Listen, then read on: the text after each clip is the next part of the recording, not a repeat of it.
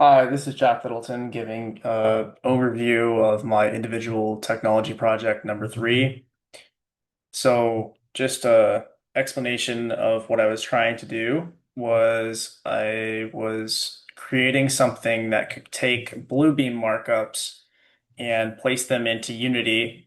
So therefore, the idea was someone in the field could mark something up and it would automatically correspond to a BIM project. This proves to be a little bit more of a difficult task than I had thought. A lot of technology errors, but I ended up getting a successful product. So I'd like to show it to you. So starting off in Revit, I didn't want to overcomplicate the floor design, so I took a previous model from homework one, this house that I made, and I actually don't know what happened. Oh, I'm upside down. But yeah, this previous house that I made, and I went to level one like this and removed all the room tags.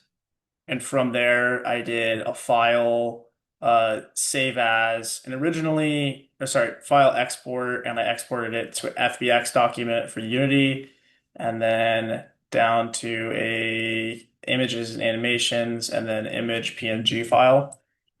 And so originally what I had problems with is I wanted this to be something like a drawing, but without saving the PNG file, there was too much space on the page and it did not correlate with the actual markup. So again, tried this A103 first and then realized that this image, because it's so small on the actual because this is only a detail and very small on this generated Autodesk page, it didn't really correspond or correlate. And so went through a couple iterations of doing this during my project two, and even took a model that I did not have. Um, I just downloaded it off the internet. And so this is how I basically workshopped this. So the idea is that once you go to the file, export FBX and PNG, you go into Bluebeam right here. And I only did one markup because there's a lot more work to come. So you take this markup and tool settings, markup. So things like ellipses, polygons, rectangles, and arrows all have IDs of where they sit on the page. And I wanted to take this point right here and translate it to a 3D model. So by doing that, you can export a CSV summary. And with this CSV summary, basically you need to go into the columns, unselect all, and all you're looking for is location data. So X, Y, document width, document height, um, and then your subject. Originally, doing this tool, I was going to get an RFI viewer that had a linkable tag to I was going to say fake, but a document that I created for this RFI issue. Did not get around to that looking at the challenges just based on Unity. But once you export that CSV file, you're going to go into Unity and looking around at my model right here. This is what I have. This is um, it's what we saw in Reddit.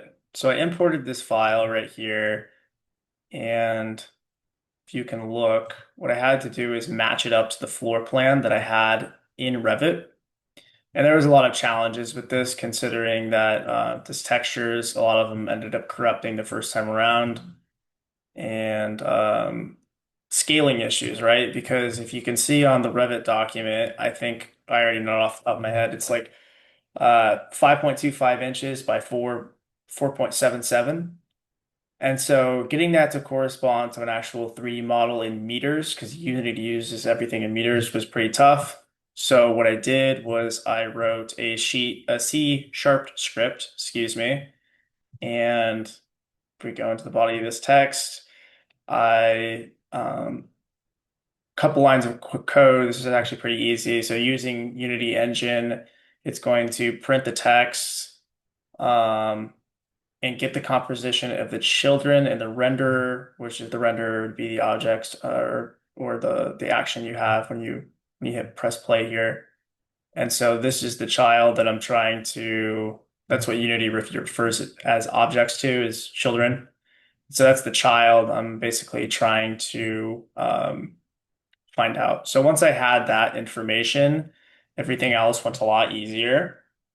And I took that, and once I exported my CSV file, I went to this RFI manager tool, and if I can pull up my VS Code, this was the bulk of the assignment, was trying to get things to correspond. So if you can see my page right now, I'm using public text asset files, the CSV file, and then I created an object right here, which would be my uh, Bluebeam pin, or the thing that the actual object that's going to call out that area.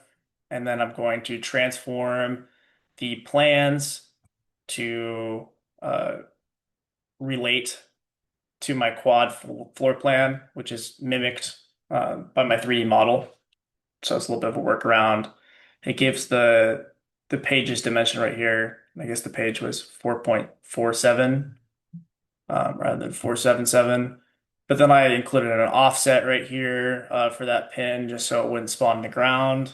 And then some debugging, and then gave the bounds of the worlds and the height as well as the 3D model going into it. Um, this part basically transforms or moves that point to wherever that CSV file has dictated it to. And yeah, that's about it. So going back here, I'll turn on my editor. Um, See, there's a lot of different components on this page, but the ones we're really focused on are the inputs, so the CSV file, so your markup, your pin prefab, which would be that object that I selected to act as a representation of where this issue is, and then the plan transform. So that's the model. So looking at the RFI callout, this was a test, but I'll drop this new one in here. You can see that once I hit play, I selected that door is an issue. And so inside Unity, there's a lot of different objects that Revit has that Unity doesn't. But I'm sure once you converted the same asset classes that you could see it, and we can just do a sanity check and say, yep, this is that door right here. And so I know my model worked successfully.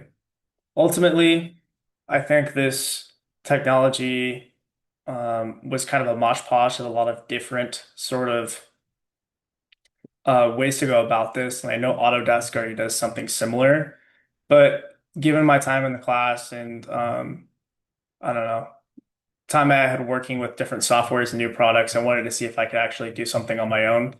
So this is kind of my attempt at that. And theoretically, again, like I said, this would be used for someone in the field to automatically mark something saying, X door is not really working, and maybe the opening is wrong, or there's a hardware set there. And this would not really serve as a immediate fix to someone in the field, but would serve as would import directly into their model, right? And say, again, if we can just load it back up, this door right here has a problem, and then it'd have a clickable viewer where you could theoretically click it and then link to that, an RFI that's been created. So that way it doesn't need to go from plan set, you're not marking up plans and then communicating it, your field team, and then your model guy has to go back and say, hey, what's that thing again, that's in the field.